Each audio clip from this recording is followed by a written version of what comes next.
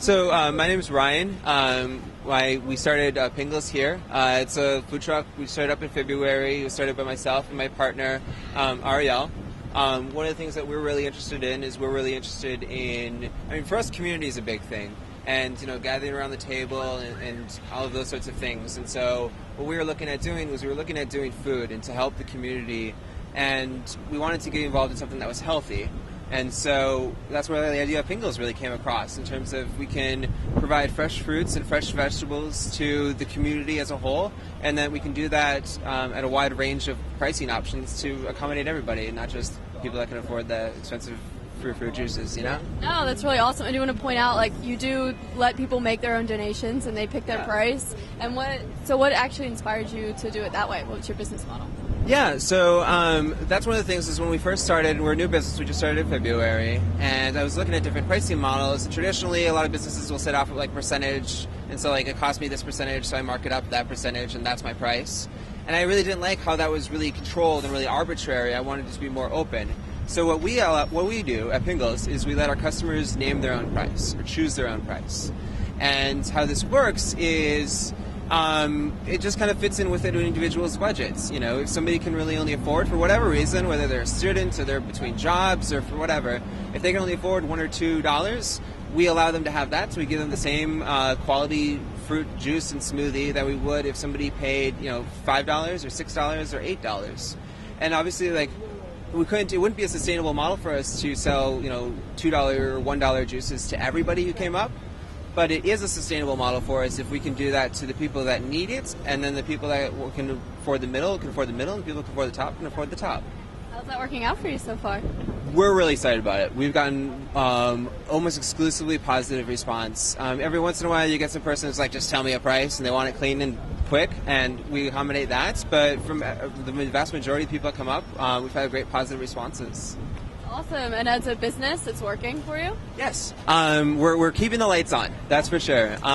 We get a lot of feedback from customers in terms of people thinking being worried that people would abuse the system and be like, oh, I want it for a penny and stuff like that. That's not at all.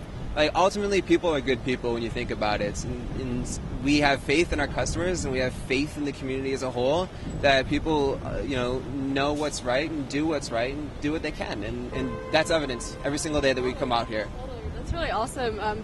We talk about a lot of things like that, about that people are inherently good and that we can just help each other. We don't need to be forced to help each other. Could you see something like this for other things in life, that we don't all necessarily need to be forced to have certain services, that things like this can be worked? Absolutely. I mean, so one of the things, and we've seen, I've heard feedback from other businesses, like yoga studios, other cafes around the area. I even saw a story online about a Panera Bread, a big corporate chain like that. They actually took a bunch of their locations and they did the exact same model. They changed it off, so it's pay what you can pay model, and it worked out really well for them. The biggest takeaway from that story was that there was a family that was going out to eat at this Panera Bread, and they said this is one of the only times they can afford for their family to go out and eat, because you think about it, you have yourself, a partner, 2 or 3 children, that's 5-6 people trying to feed that, it's $50-$60, that's out of a lot of people's budget.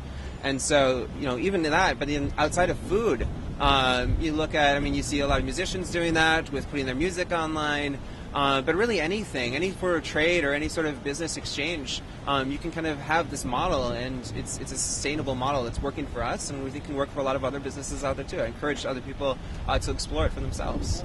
To me, I think it kind of shows the faith that we can have in each other.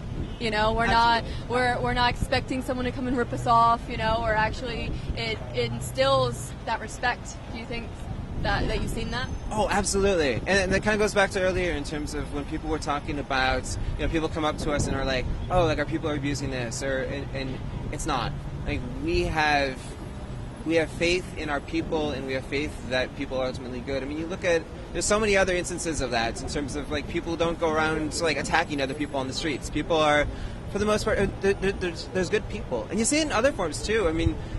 You look at a lot of trends right now. You look at the ride sharing with like Uber and Lyft, and you look at Airbnb and couch surfing and stuff like that. I think that's a really, you have like social media, and then you kind of moving on to this like actually like trusting your neighbors, and like getting into like a random person's car and getting into a random person's apartment and sharing your space and learning to share with other people. I think that's definitely where you're seeing our culture as a whole really kind of start to move towards, and this is one evidence of it. We're sharing our business model with other people, and other people share in other ways. Yeah, no, I think that's awesome, especially I think with the media, a lot of times we're kind of told to be wary of each other, and like there's a lot of fear, and that disconnects us, and stuff like this I think really shows that we can still be connected. So can you tell us kind of more about like your food and like how all that works? Yeah, absolutely. And so we offer fresh squeezed juices and fresh squeezed smoothies. Everything's made from whole fruits and whole vegetables. And the only really thing that we ever add to it is sometimes we'll make a simple syrup out of agave, sometimes we'll use shaved ice with the smoothies, and that's about it. It's all vegan, and it's all as raw and natural as it can be. Right now, what we're doing is, as we said, we just started as a new business in February, and so right now we're kind of going through larger distributors in terms of where we're getting our fruits and vegetables. But what we're actively looking at right now, and we encourage anyone to reach out to us, is we're looking for smaller, more local markets and more organic markets, and we can kind of move to those vendors. We had to start out that way just so we can kind of have that affordable price points to be more accessible to people. But that's kind of where the growth of the business is heading, and that's kind of our next phase right now, is to be able to find those vendors. Awesome. Well, it's really exciting, and I definitely wish you the best of luck. Thank you so much. Thank you so much. Thanks.